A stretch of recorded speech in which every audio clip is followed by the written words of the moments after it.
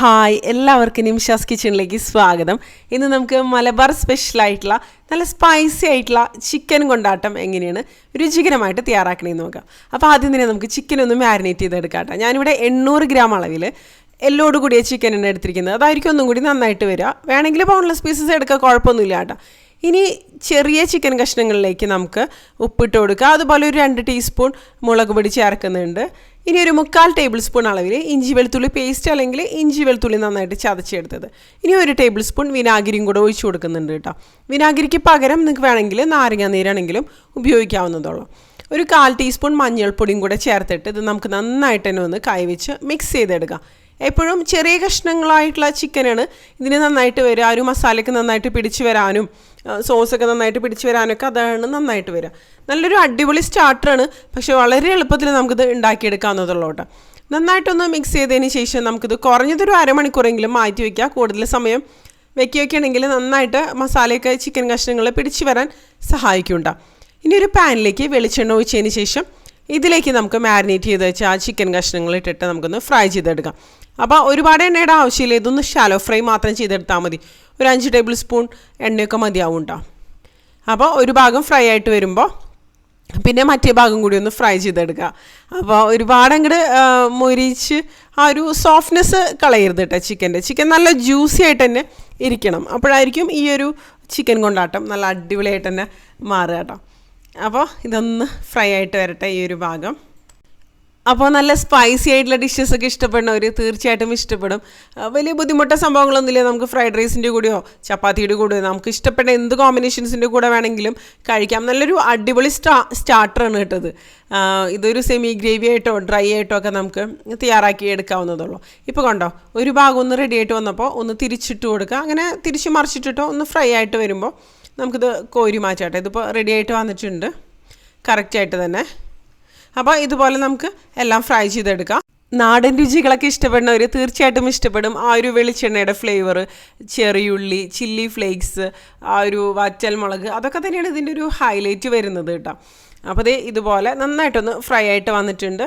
ഇനിയിപ്പോൾ നമുക്കിത് കോരി മാറ്റാം.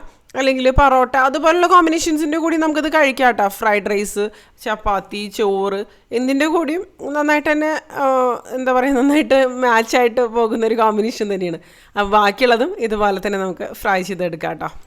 ഇത്ര എളുപ്പത്തിൽ ഉണ്ടാക്കാവുന്ന ഒരു ടേസ്റ്റി ആയിട്ടുള്ള ഡിഷ് എന്നൊക്കെ പറയുമ്പോൾ നമുക്ക് ശരിക്കും പറഞ്ഞാൽ പാർട്ടികൾക്കൊക്കെ ഒരു സ്റ്റാർട്ടറായിട്ടൊക്കെ സെർവ് ചെയ്യാവുന്നതുള്ളൂ.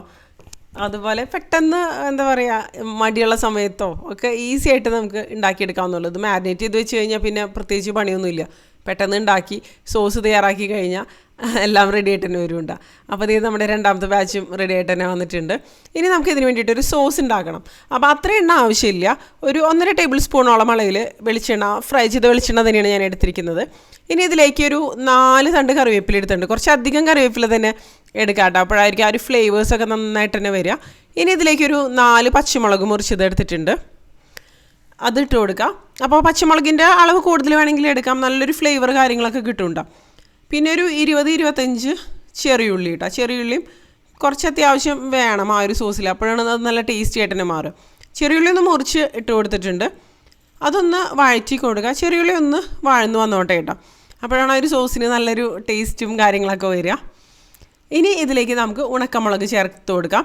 ഞാനിപ്പോൾ ഒരു 5 ഉണക്കമുളക് എടുത്തിട്ടുണ്ട്. സാധാരണ ഉണക്കമുളകോ കാശ്മീരി ഉണക്കമുളകോ ഏത് വേണമെങ്കിലും ഉപയോഗിക്കാം കേട്ടോ. അതൊന്ന് മുറിച്ചതിന് ശേഷമാണ് ഇട്ട് കൊടുക്കുന്നത്. ഇതും നല്ലൊരു ഫ്ലേവർ കാര്യങ്ങളൊക്കെ ഇതിന് കൊടുക്കുന്ന കാര്യങ്ങളൊക്കെ തന്നെയാണ് കേട്ടോ. അപ്പോൾ കാശ്മീരി ഉണക്കമുളക് ചേർത്ത് കൊടുക്കുന്നുണ്ട്.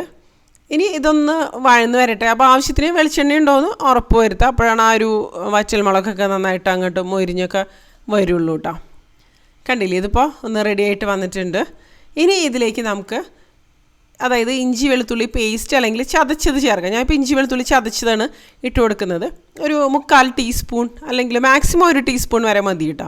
ഒരുപാട് ആവശ്യമില്ല, കാരണം നമ്മൾ ചിക്കൻ മാരിനേറ്റ് ചെയ്ത സമയത്തൊക്കെ ചേർത്ത് കൊടുത്തിട്ടുള്ളതാണ്.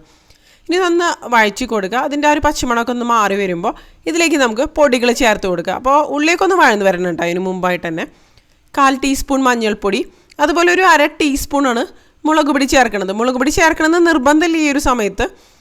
ചില്ലി ഫ്ലേക്സ് തന്നെയാണെങ്കിലും കുഴപ്പമില്ല കേട്ടോ. പിന്നെ ഒരു 1/2 ടീസ്പൂൺ മല്ലിപ്പൊടി, ഒരു 1/2 ടീസ്പൂൺ ഗരം മസാല, ഗരം മസാലയും മല്ലിപ്പൊടിയൊന്നും അളവ് കൂടിപ്പോരുത് കേട്ടോ. ചില്ലി ഫ്ലേക്സാണ് ഇതിലേക്ക് നമുക്ക് കുറച്ച് അധികം വേണ്ടത്.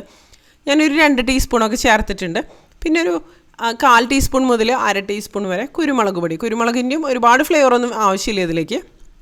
ഇതെല്ലാം കൂടി ചേർത്തിട്ട് നന്നായിട്ടൊന്ന് മിക്സ് ചെയ്ത് കൊടുക്കുക. ഈ ഒരു ചിക്കൻ കൊണ്ടാട്ടമൊക്കെ കഴിക്കുമ്പോൾ ആ ഒരു ചില്ലി ഫ്ലേക്സിൻ്റെ ആ ഒരു മുളകിൻ്റെ കുരു ആ ഒരു സംഭവങ്ങളൊക്കെയാണ് ഇതിന് നന്നായിട്ട് തന്നെ വരിക കേട്ടോ. അതൊക്കെ ഇങ്ങനെ മുഴുവനോട് കൂടി കിടക്കുമ്പോൾ ഒരു പ്രത്യേക ഒരു ഫീൽ തന്നെയാണ് കഴിക്കുമ്പോൾ. ഇനി ഇതിലേക്ക് നമുക്ക് ടൊമാറ്റോ കെച്ചപ്പ് ചേർത്ത് കൊടുക്കാം. ഞാനിപ്പോൾ ഇതിലേക്ക് ടൊമാറ്റോ സോസ് ഒരു 5 ടേബിൾ സ്പൂൺ അളവിലാണ് ചേർക്കണത്. ഇത് നമ്മുടെ ടേസ്റ്റിനനുസരിച്ച് കൂട്ടിയ കുറച്ചൊക്കെ ചേർക്കാം. പക്ഷേ ഇതിൻ്റെ ആ ഒരു ഫ്ലേവർ അത്യാവശ്യം നന്നായിട്ട് വരണം. ആ ഒരു മധുരവും കാര്യങ്ങളൊക്കെ ആവശ്യത്തിന് ഉണ്ടാകുമ്പോഴാണ് മധുരം, എരിവ്, പുളി എല്ലാം, ഉപ്പ് എല്ലാം കറക്റ്റായിട്ടുള്ളൊരു അളവിൽ വരുമ്പോഴാണ് ചിക്കൻ കൊണ്ടാട്ടം നല്ല അടിപൊളിയായിട്ട് തന്നെ മാറുക കേട്ടോ. ഇനി ഒന്ന് ഇളക്കി കൊടുത്തതിന് ശേഷം ഇതിലേക്ക് ഒരു 1/2 കപ്പ് അളവിൽ ചൂടുവെള്ളം കൂടെ ചേർത്തിട്ട് നന്നായിട്ടൊന്ന് മിക്സ് ചെയ്ത് കൊടുക്കുക. ഇതൊന്ന് തിളച്ച് ഇതിൽ കിടന്നിട്ട് ആ ചിക്കൻ കഷ്ണങ്ങളൊക്കെ ഒന്ന് റെഡിയായിട്ട് വരുമ്പോഴാണ് ആ ഒരു സോസ് നന്നായിട്ട് തന്നെ മാറുക കേട്ടോ. ഇത് ഗ്രേവിയോട് കൂടെ ടേസ്റ്റ് ഉണ്ടാവില്ല. ഒന്നില്ലെങ്കിൽ സെമി ഗ്രേവി അല്ലെങ്കിൽ ഡ്രൈ, ഇതായിരിക്കും നന്നായിട്ട് വരിക. ഉപ്പ് അഡ്ജസ്റ്റ് ചെയ്ത് കൊടുക്കുക. സോസിലൊക്കെ ഉപ്പുണ്ടാവും. അപ്പോൾ അതിനനുസരിച്ച് തന്നെ ഈ ഒരു സമയത്ത് ഉപ്പ് ചേർത്താൽ മതി കൊണ്ട്. പക്ഷേ ഉപ്പൊക്കെ പെർഫെക്റ്റ് ആയിട്ട് വരുമ്പോഴാണല്ലോ ടേസ്റ്റി ആയിട്ട് തന്നെ മാറും. ഇനി എല്ലാം കൂടെ നല്ലപോലെ ഒന്ന് മിക്സ് ചെയ്ത് കൊടുക്കുക. അപ്പോൾ ഇത് നമ്മുടെ ഈ ഒരു സോസ് റെഡി ആയിട്ടുണ്ട്. അതൊന്ന് തിളച്ച് വരുമ്പോൾ അതിലേക്ക് നമ്മൾ ഫ്രൈ ചെയ്ത് വെച്ച ചിക്കൻ കഷ്ണങ്ങളും കൂടി ഇട്ടിട്ട് നന്നായിട്ടൊന്ന് മിക്സ് ചെയ്ത് കൊടുക്കുക കേട്ടോ. കുറച്ച് സമയം ആ ഒരു സോസിൽ കിടന്നൊന്ന് റെഡി ആയിട്ട് വരുമ്പോൾ ആ ചിക്കൻ കഷ്ണങ്ങളിൽ ആ ഒരു സോസ് കാര്യങ്ങളൊക്കെ നന്നായിട്ടൊന്ന് പിടിച്ച് വരും കേട്ടോ.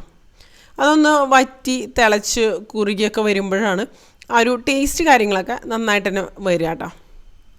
അപ്പോൾ അതൊന്ന് റെഡി ആയിട്ട് വരട്ടെ. ടേസ്റ്റ് ചെയ്ത് നോക്കുക. എന്തെങ്കിലും കുറവൊക്കെ ഉണ്ടെങ്കിൽ ഈ ഒരു സമയത്ത് നമുക്ക് ചേർത്ത് കൊടുക്കാവുന്നതുള്ളൂ കേട്ടോ. പ്രത്യേകിച്ച് സോസ് അതുപോലുള്ള കാര്യങ്ങളൊക്കെ പെർഫെക്റ്റ് ആയിട്ടുള്ളൊരു അളവിൽ തന്നെ വരണം. അല്ലെങ്കിൽ ഈ സമയത്ത് നമുക്ക് ഇട്ട് കൊടുക്കാം കേട്ടോ. അപ്പോൾ ഇതൊന്നും കൂടി ഒന്ന് കുറുകി റെഡി ആയിട്ട് വന്നോട്ടെ. കണ്ടോ, ഇതിപ്പോൾ നന്നായിട്ട് തന്നെ റെഡി ആയിട്ട് എണ്ണയൊക്കെ ഒന്ന് തെളിഞ്ഞ് വന്നിട്ടുണ്ട് കേട്ടോ. ഗ്രേവിയൊക്കെ ഒന്ന് വറ്റി ചാറൊക്കെ ഒന്ന് കുറുകി വന്നിട്ടുണ്ട്. അപ്പോൾ ഇത് നമ്മുടെ ചിക്കൻ കൊണ്ടാട്ടം അടിപൊളിയായിട്ട് റെഡി ആയിട്ട് വന്നിട്ടുണ്ട്. ഈ ഒരു സമയത്ത് നമുക്ക് ഫ്ലെയിം ഓഫ് ചെയ്ത് കൊടുക്കാം. നമുക്ക് ഇഷ്ടപ്പെട്ട എന്ത് കോമ്പിനേഷൻസിൻ്റെ കൂടെ ആണെങ്കിലും ഇത് കഴിക്കാവുന്നുള്ള നമ്മുടെ നാടൻ അപ്പം, ഇടിയപ്പം, അതുപോലെ ചപ്പാത്തി, പുട്ട് എന്തിനു കൂടെ ആണെങ്കിലും നന്നായിട്ട് തന്നെ പോകുന്നുണ്ടാ. അപ്പോൾ നിങ്ങൾ ഈ ഒരു രീതിയിൽ ചിക്കൻ കൊണ്ടാട്ടം തയ്യാറാക്കി നോക്കിയിട്ടില്ലെങ്കിൽ തയ്യാറാക്കി നോക്കുക. തീർച്ചയായിട്ടും ഇഷ്ടപ്പെടും. നമ്മുടെ മലബാറിൻ്റെ സ്വന്തം ചിക്കൻ കൊണ്ടാട്ടം എല്ലാവർക്കും ഇഷ്ടമായി എന്ന് വിചാരിക്കണം. അപ്പോൾ വീഡിയോ കാണുക. അതുപോലെ വീഡിയോനെ കുറിച്ചുള്ള നിങ്ങളുടെ അഭിപ്രായങ്ങൾ തീർച്ചയായിട്ടും താഴെ കമൻറ്റ് ബോക്സിലൊന്ന് അറിയിക്കുക കേട്ടോ. അപ്പോൾ ഇതിന് നല്ലൊരു വീഡിയോ ആയിട്ട് നമുക്ക് വീണ്ടും കാണാം കേട്ടോ.